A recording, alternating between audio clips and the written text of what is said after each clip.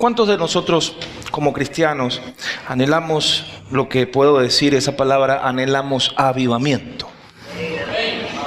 Vuelvo a preguntar, ¿cuántos de nosotros como cristianos anhelamos avivamiento?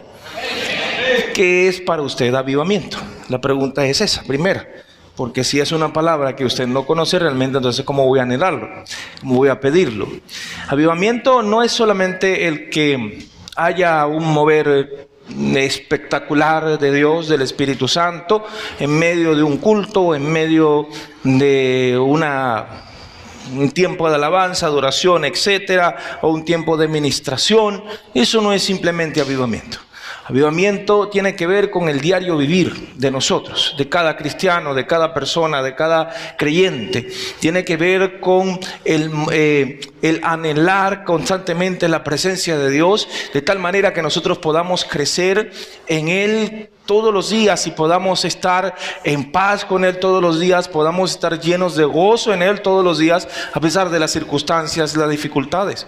Avivamiento también significa de que nosotros diariamente podamos ver una transformación en nuestras vidas, de tal manera que podamos decir, yo antes era así de esta manera, más ahora en el Señor Él está transformando mi vida de tal manera que mi carácter, mi temperamento, todo mi ser, lo que soy, comienza a ser cambiado, transformado y soy una nueva persona. Y eso forma parte también de avivamiento. No solamente se habla de un avivamiento cuando vienen nuevos creyentes a una congregación o a la iglesia. Avivamiento es cuando la iglesia se levanta realmente a llevar el propósito por el cual ha sido llamado, a predicar las buenas nuevas de salvación a toda persona. Y eso involucra a toda la iglesia de Cristo. Eso y más es lo que es avivamiento. Y la iglesia necesita y tiene que anhelar avivamiento. Y es lo que debemos pedir todos los días. Amén. Tengo que hacer esta pregunta: ¿qué es entonces también lo que genera un avivamiento? Y quiero compartir con ustedes algunas cosas que he visto y que veo en la palabra que genera avivamiento. Y lo primero que veo que genera avivamiento, no solamente en nuestras vidas, sino en la iglesia de Cristo, es arrepentimiento y cambio. Arrepentimiento y cambio. Y no hablo de arrepentirnos para salvación simplemente. Hablo de que habiendo aceptado a Cristo como Salvador y Señor, nosotros podamos revisarnos cómo estamos caminando en este tiempo. ¿Estamos caminando como verdaderos hijos de Dios o como hijos de este mundo? Porque usted y yo que tenemos a Cristo Jesús somos hijos de Dios, pero ¿cómo ahora estamos caminando? ¿Como hijos de Dios o como éramos antes, como hijos del mundo? ¿De qué necesitamos de arrepentirnos entonces?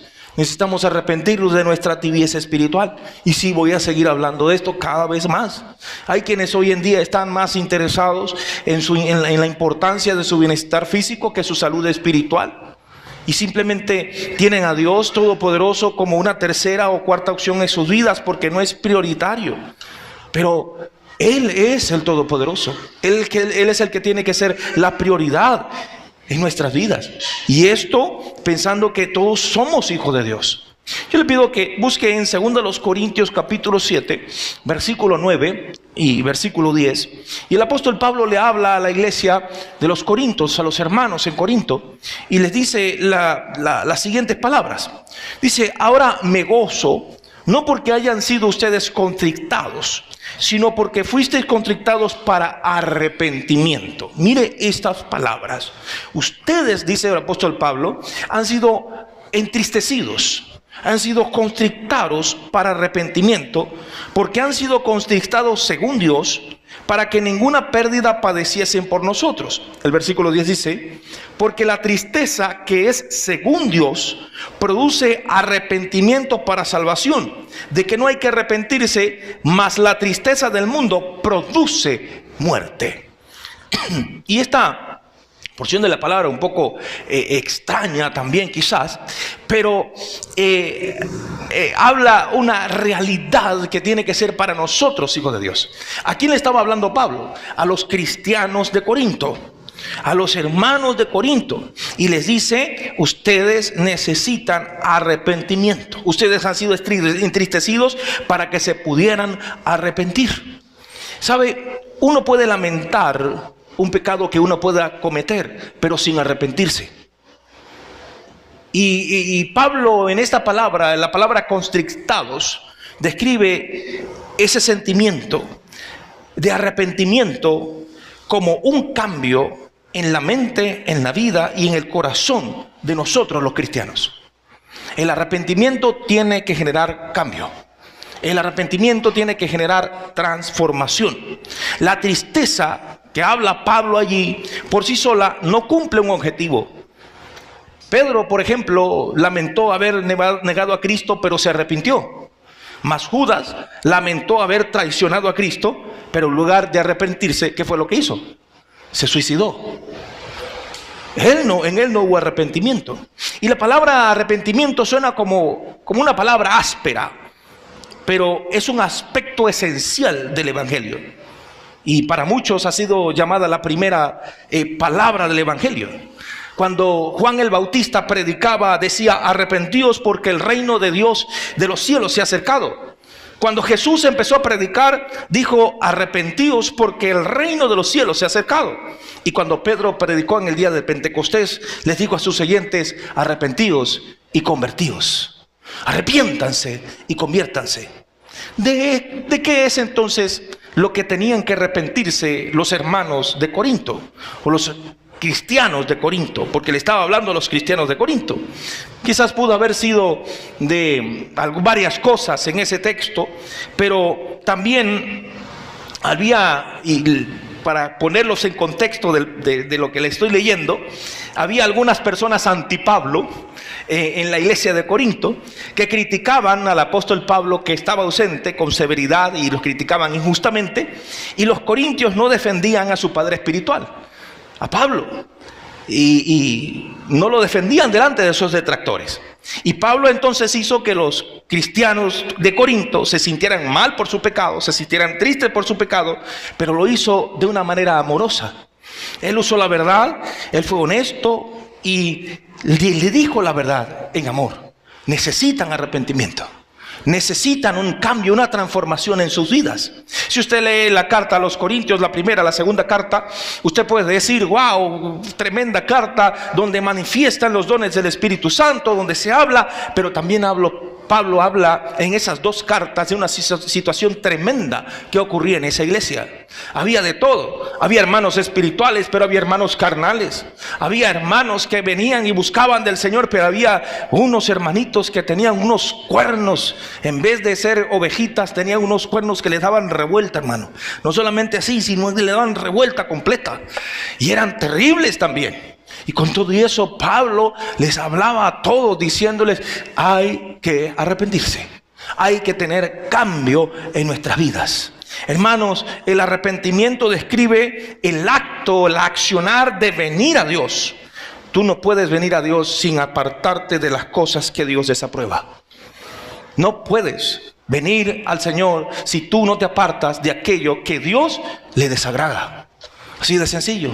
Podrás orar, podrás decir, podrás hablar, podrás decirle de todo, pero si sigues en el mismo camino, siendo hijo de Dios, estás apartado de Dios, estás alejándote de Dios.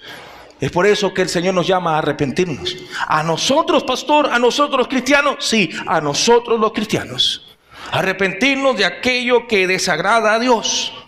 Y la Biblia me dice en ese texto que la tristeza que produce Dios por nuestro pecado produce arrepentimiento. La tristeza que según Dios produce el arrepentimiento. Un cambio en nuestra forma de pensar. Un cambio en nuestra forma de accionar. Entonces, eso no se mide, hermanos, simplemente por lágrimas o por tristeza. Se mide por la vida, por el cambio que produce en la vida de cada uno de nosotros. Le pongo otro texto dentro del contexto. Santiago capítulo 4, versículo 8 al versículo 10. Santiago 4, al 8 al 10 dice: acérquense a Dios y Él se acercará. ¿Por qué nos dice que tenemos que acercarnos a Dios? Porque tenemos que hacerlo. Pero muchas veces estamos alejados de Dios y tenemos que acercarnos a Él. Pero también dice lo siguiente: ustedes pecadores, ¿a quién les dice? A los hermanos. Limpien las manos. Sus accionar tiene que ser diferente. Nuestra vida tiene que ser diferente. Y ustedes, los de doble ánimo, los que andan hoy queriendo buscar a Dios, pero mañana ni siquiera se acuerdan de Él. Los que andan hoy santificados, purificados, llenos del Espíritu, pero mañana llenos de la carne y bueno, diciendo de todo y haciendo de todo. Ustedes, los de doble ánimo, purifiquen sus corazones. Busquen cada día llenarse del Señor. Pero mire lo que dice el versículo 9. Diga conmigo allí: afligíos, aflíjanse, lamenten y lloren. Su risa se convierte en lloro y su gozo en tristeza. Humíllense delante del Señor y Él les exaltará. Y usted dice: oye, pero si el Señor me manda a gozarme, el Señor me manda a llenarme de la paz de Dios, del gozo, y ahora me dice entonces aflíjense y lamenten y lloren, y su risa se convierte en lloro y su gozo en tristeza. Si caminamos a espaldas de Dios, sí. Si caminamos entristeciendo a Dios, sí, tenemos que entristecernos, tenemos que lamentar, tenemos que llorar. ¿Por qué? Porque mientras andamos en nuestro pecado nos sigue acusando. Y es por eso que dice: aflíjanse, lamenten, lloren. Porque cuando nos damos cuenta que el Espíritu Santo nos muestra y nos redarguye, nos da convicción de pecado, entonces somos obligados a buscar en la cruz de Cristo, a buscar en arrepentimiento un cambio. Y Pablo también, y no solamente Pablo, sino Santiago, habla de la angustia del arrepentimiento que debemos tener nosotros como cristianos, de buscar a Dios todos los días. Y mientras más llegamos como esos que buscan a Dios en medio de su pecado, el Señor entonces también nos exaltará. Mientras más nos humillamos delante de Él, el Señor a su tiempo nos exaltará. Humíllense delante del Señor y Él les exaltará. Porque Dios resiste ¿a quién? Dios resiste a los que andan en soberbia. Dios resiste al que anda todavía y no, mi orgullo primero. Esto, Dios te resiste. Pero Dios da gracia al humilde. El favor inmerecido de Dios. Mi hermano, mi hermana, para que haya avivamiento tiene que haber arrepentimiento y tiene que haber cambio de vida. Y cuando haya ese arrepentimiento, ese cambio, eso te va a llevar a anhelar más de la presencia de Dios cada día en nuestras vidas. Leía con mi hija, con mi esposa, la historia de un rey, la vida de Josías, un rey de Israel. Su padre había hecho lo malo delante de Dios, y así también sus antecesores. Y él veía hasta el último que llegó, hasta David. Y él dijo: yo como él quiero ser. Fue escogido rey siendo de 8 años de edad. Pero en su corazón había la necesidad de no ser como su padre, sino de ser como David. Y dice la palabra de Dios que él realizó en su tiempo de reinado un cambio, un proceso de transformación en su pueblo hacia Dios, de búsqueda a Dios, y Dios lo honró. Dios bendijo su reinado por completo. Dios había emitido un juicio sobre Israel. Escuche esto. ¿Por qué? Porque el padre de Josías había hecho lo malo delante de Dios. Pero al ver Dios el corazón de Josías, al ver Dios el anhelo de Josías por Dios, su arrepentimiento y su búsqueda hacia Dios, dijo: después de que él muera, ejecutaré mi juicio. Porque Dios es justo. Después de que él muera, yo voy a hacer esto, pero mientras él permanezca, yo voy a guardar por amor a Josías al pueblo. Hermanos, necesitamos un cambio. ¿Queremos avivamiento? ¿Sí o no? Hay que arrepentirse y hay que cambiar. Necesitamos un cambio, una transformación hacia Dios en nuestras vidas. Número 2, ¿qué es lo que genera un avivamiento?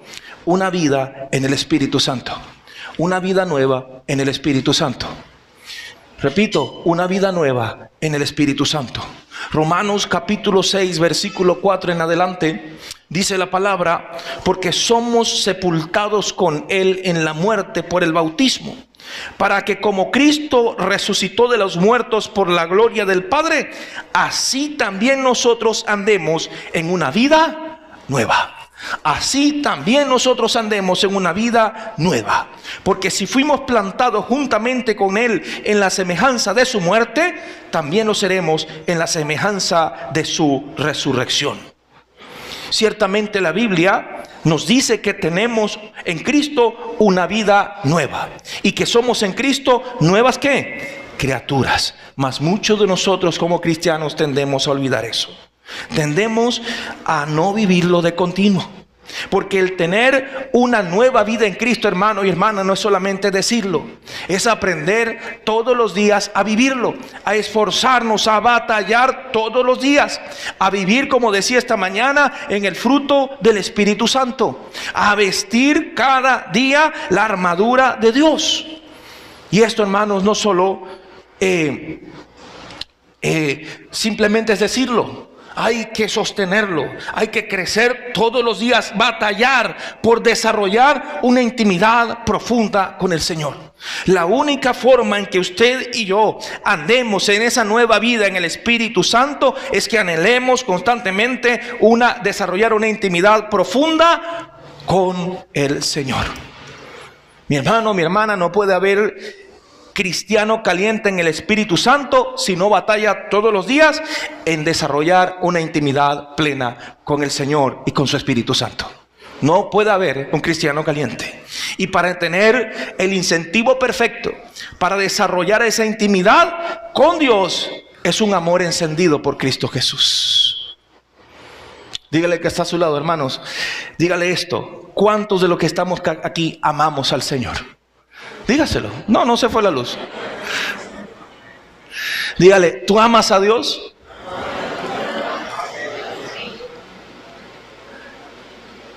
¿Cuántos de los que estamos aquí podemos decir con propiedad: te amo, Señor Jesús? Pero no porque yo le estoy diciendo que lo diga. Ojo, no porque yo le estoy diciendo dígalo. No. No porque usted me diga, no, porque si lo digo entonces no lo digo mejor. No. ¿Cuántos de los que nosotros aquí estamos en este momento podemos decirle al Señor realmente: Señor, te amo, Señor? ¿Ha entendido usted el amor de Dios por usted? ¿Ha entendido realmente que Él te ha amado en tal forma que entregó a su único Hijo para que toda persona que en Él cree no se pierda, mas tenga vida eterna? ¿Ha entendido que el Hijo te ha amado tanto que Él no escatimó el ser igual a Dios como cosa que aferrarse, sino que se despojó a sí mismo y se hizo siervo? Y no solo eso, sino que se sacrificó en la forma más cruenta, en una cruz, por amor a ti, por amor a mí, para que tuviéramos la única oportunidad de la salvación. ¿Por qué? Porque todos nacimos condenados. Todos nacimos en el pecado original de Adán, que nos envía a la muerte, a la separación eterna contra Dios. Y esa es la realidad. Mas Dios muestra su amor para con nosotros en que, siendo pecadores, por amor, Cristo murió por nosotros. Y no solamente que murió, a mi hermano, mi hermana, sino que resucitó al tercer día, ascendió a los cielos y está sentado a la derecha del Padre, abogando por los que hemos creído en Él y lo hemos recibido como Señor y Salvador. Pues el único camino es Jesucristo. La única verdad es Jesucristo. La vida, la única, es Jesucristo. Y nadie del Padre si no es por Él. ¿Cómo no amar a Dios entonces? ¿Cómo no amar al Señor? ¿Cómo no poder decirle realmente de lo profundo de nuestro interior: te amo, mi Señor y Salvador Jesucristo? Entonces, hermanos, para que se pueda generar un avivamiento, necesitamos andar en esa nueva vida en el Espíritu Santo. Hay otra cosa más. ¿Qué es lo que genera avivamiento? Voces que se levanten continuamente en clamor por el despertar de la iglesia de Cristo. Se necesitan las voces de los que claman continuamente para despertar de la iglesia. ¿Por qué, hermanos? Porque no es solamente pedir por nuestras necesidades. Dios conoce nuestras necesidades. Dios sabe lo que nosotros tenemos, anhelamos. Pero muchas veces somos tan egoístas que no queremos ver más allá de nuestros propios intereses. Preguntaba esta mañana, ¿para qué nos ha llamado Dios? ¿Para que fuésemos salvos? Ok, pero si solo pienso así, entonces soy un egoísta. Porque Dios me ha llamado a mí y te ha llamado a ti para manifestar el reino de Cristo al mundo entero, al mundo que sigue en condenación. Todos, repito, nacimos en esa condenación, en esa condición, y por su misericordia y su gracia, usted y yo hemos sido librados de las cadenas de la muerte y del pecado. Mas es ahora el propósito tuyo, el propósito mío, de cumplir la encomienda que el Señor nos ha entregado, sin excusas, de ser la luz a toda persona que sigue en tinieblas, que sigue en condenación y en muerte eterna. Y uno de los objetivos es que todos seamos intercesores continuos delante de Dios, clamando por el despertar de la iglesia de Cristo Jesús.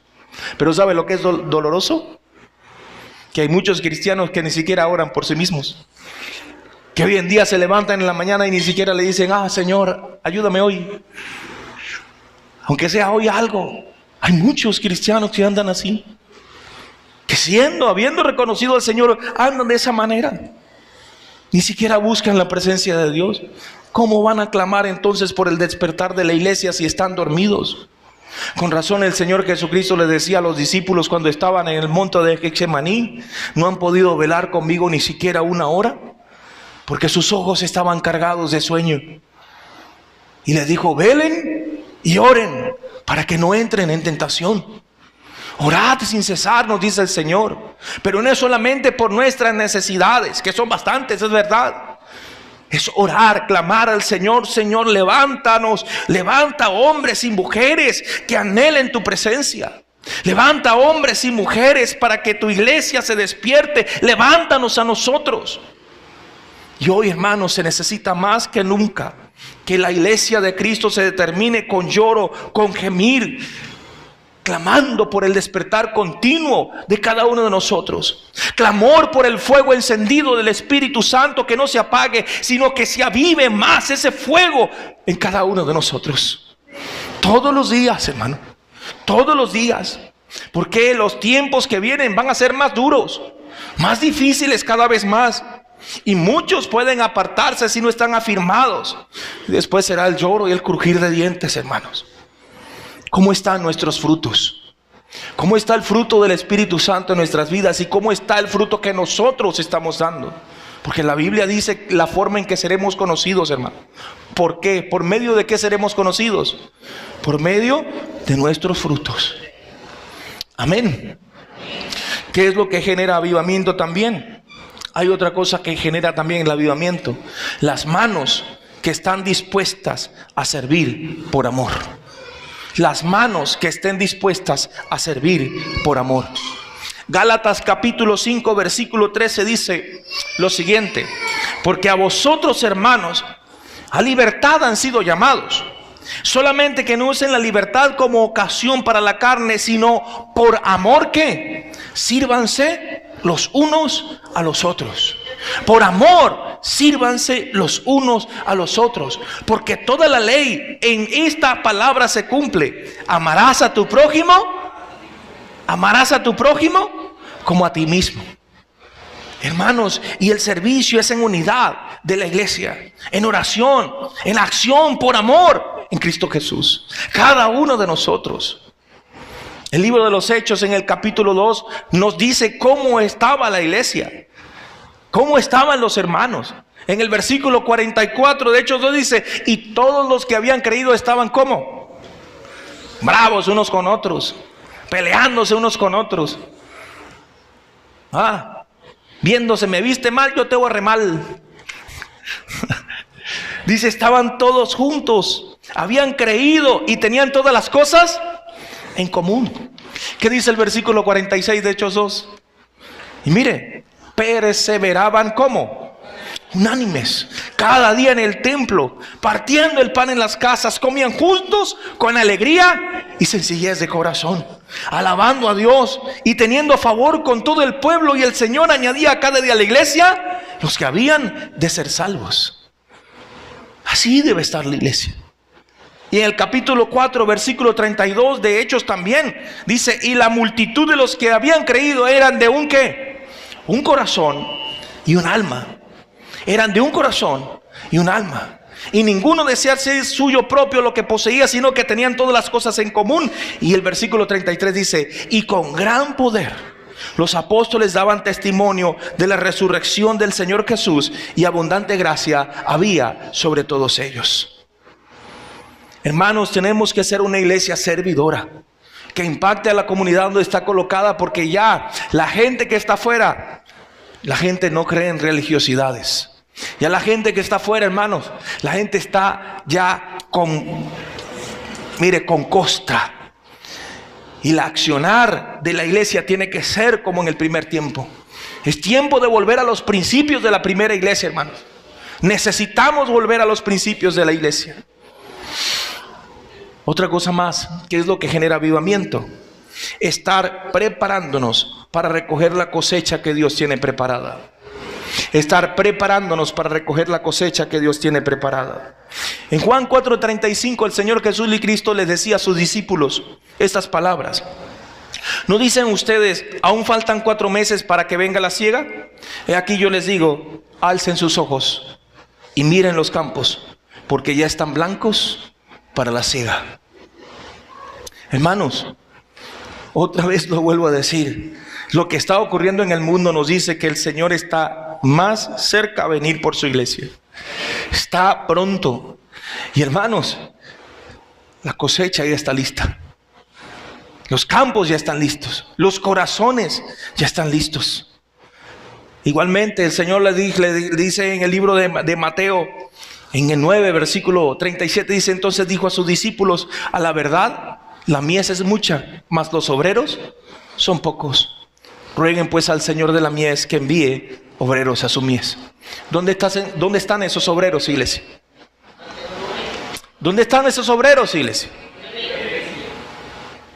Nosotros tenemos que decir como el profeta: heme aquí, Señor, envíame a mí.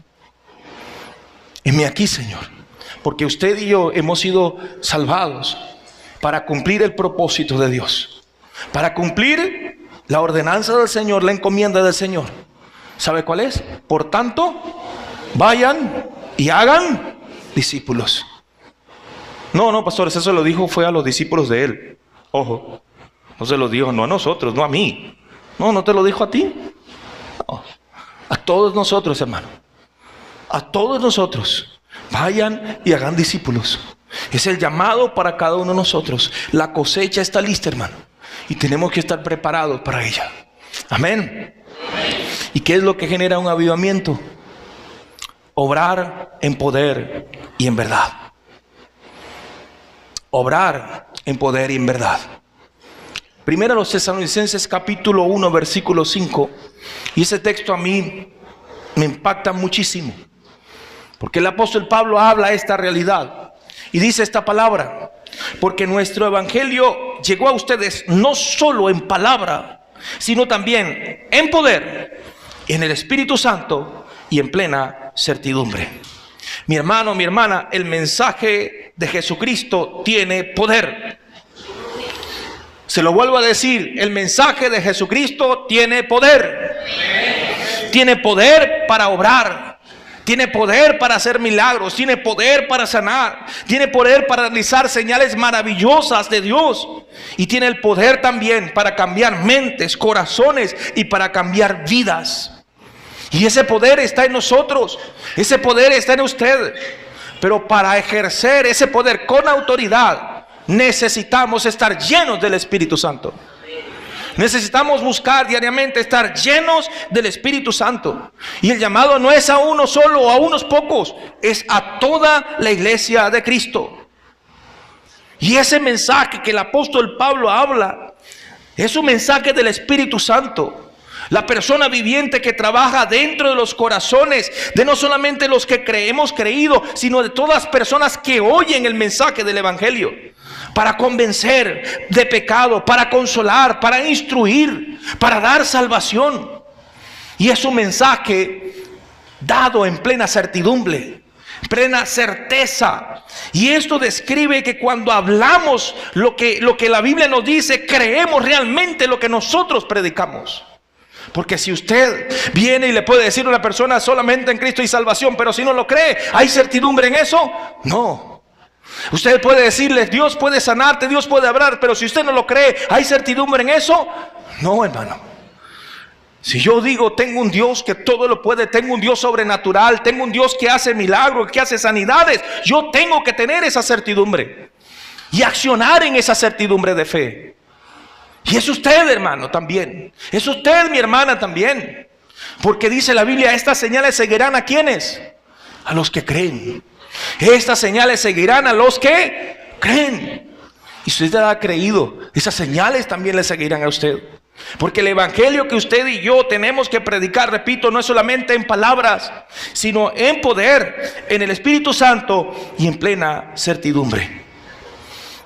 Hermanos, la Biblia nos enseña que la manifestación del poder del Espíritu Santo se hacía evidente cuando toda la iglesia estaba en un anhelo verdadero de su presencia. En un anhelo pleno, no solamente por emoción, sino por fe, por convicción. Y es por eso que Pablo le dice a los hermanos de Efesios y nos dice a nosotros en Efesios 5:18, no se embriaguen con vino, en lo cual hay disolución, más bien sean llenos del Espíritu Santo. Sean llenos del Espíritu Santo. Y Pablo contrasta, hace una comparación del estado de ebriedad, porque el alcohol es un depresivo que esclaviza a las personas, porque oprime su autocontrol, su sabiduría, su balance y su juicio. Mas el Espíritu Santo tiene el efecto opuesto. El Espíritu Santo mueve cada aspecto de nuestro ser para ser mejores hijos de Dios, para buscar más de la presencia de Dios, para ser instrumento del poder de Dios. Y para poder movernos en la acción y la dirección del Espíritu Santo, debemos ser llenos de Él. Para ser transformados por medio del poder del Espíritu Santo, debemos ser llenos de Él. Para estar en paz con Dios, para buscar en ese gozo, estar en ese gozo que usted no puede explicar muchas veces. Debemos buscar ser llenos del Espíritu Santo, hermano. Y ser llenos del Espíritu Santo no es algo natural, es algo sobrenatural. No es algo que se puede tener simplemente por entrenamiento, o por razonamiento, o por deseo o la voluntad humana. Porque el Espíritu Santo lo da como Él quiere. Pero debemos solicitarlo con anhelo. Debemos solicitarlo con credulidad, con fe, con certeza. Y Él lo va a hacer porque Él quiere hacerlo. Hermano y hermana, Dios está en control. Dios tiene el control. Pero necesitamos, mi hermano, mi hermana, en el nombre de Jesús, buscar cada día más, obrar en poder y en verdad, accionar bajo la dirección del Espíritu Santo, caminar en santidad, revestirnos de esa santidad que el Señor nos ha dado, en un mismo sentir, en un mismo espíritu, unánimes, en obediencia, en amor y en fidelidad. Es allí, mi hermano, mi hermana, donde sobrevendrá entonces el avivamiento. Es allí donde vendrá ese mover de Dios, de forma individual primero, en cada uno de nosotros como una llama, y luego se irá propagando a toda la iglesia. Y Dios hará como Él quiere en cada uno de nosotros. ¿Cuántos anhelan avivamiento? ¿Cuántos anhelan avivamiento? Entonces, hermanos, es tiempo. Es tiempo de buscar su presencia. Es tiempo de movernos en Él. Es tiempo de humillarnos. Es tiempo de arrepentirnos de ese accionar que desagrada a Dios si no lo estamos haciendo. Si no estamos buscando agradar a Dios, sino más bien andando en nuestra carne, tenemos que arrepentirnos y apartarnos de todo ello. Es tiempo de clamar y pedir: Señor, quiero una transformación en mi vida. Quiero un cambio en todo mi ser. Y el Señor lo va a hacer. Amén, iglesia. Póngase de pie, por favor, allí conmigo. Bendigo tu nombre, Señor.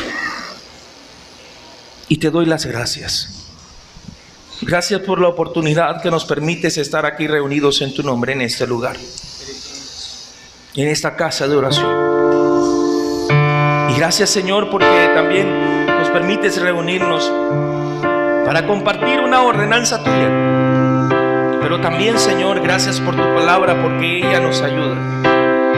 Yo anhelo avivamiento, no solamente en mi vida, sino en esta tu iglesia. Pero ayúdanos, Señor, en el nombre de Jesús, a ese cambio que necesitamos, a llevar esa vida nueva en el Espíritu Santo cada día, a levantar nuestra voz de continuo en clamor por el despertar de tu iglesia. Ayúdanos a poner nuestras manos a servir al servicio tuyo, Señor. Ayúdanos a obrar en poder y en verdad en el Espíritu Santo. En el nombre de Jesús. En el nombre de Jesús. Obra, Señor, en cada uno de los que estamos aquí.